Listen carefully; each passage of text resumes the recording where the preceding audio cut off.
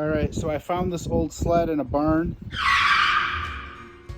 and I'm restoring it as a decoration piece in my store. And what I'm doing right now to show you guys, I'm gonna sand all this down. This thing was disgusting. It was just covered in weeds. Sanding it down with a sanding block. I filled in this area with wood, as you can see. Reason being is because I'm putting a Bud Light logo going across.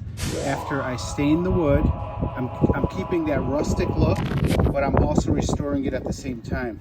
So I'm gonna paint all the metal that's there in blue, and then I'm gonna put the Bud Light decals that I had custom made on eBay for like 17 bucks. And it's gonna have that cool vintage rustic look. You can see somebody restored it. I don't know what year this is. If anybody could tell me that, that'd be great. My guess is 1930s, 40s, 50s.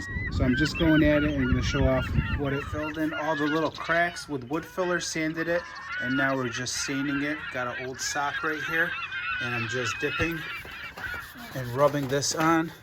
So I'm staining it, maybe 2 coats where the decals are gonna go, and then I'm gonna put a clear coat of this stuff on it so the decals don't just fall right off.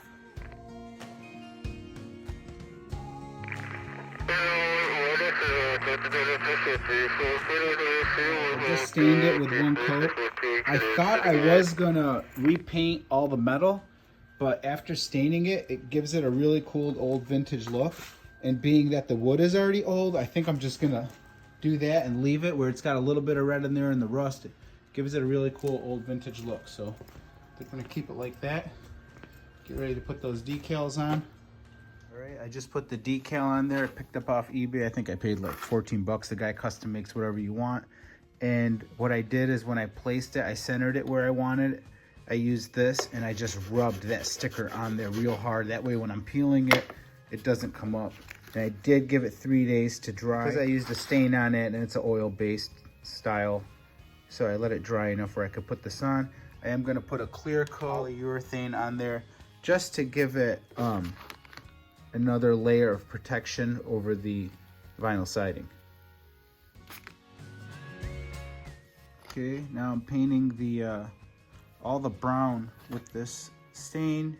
It's just a polyurethane, nothing crazy. There's all kinds of brands out there. You don't have to get the brand that I got to make it look nice.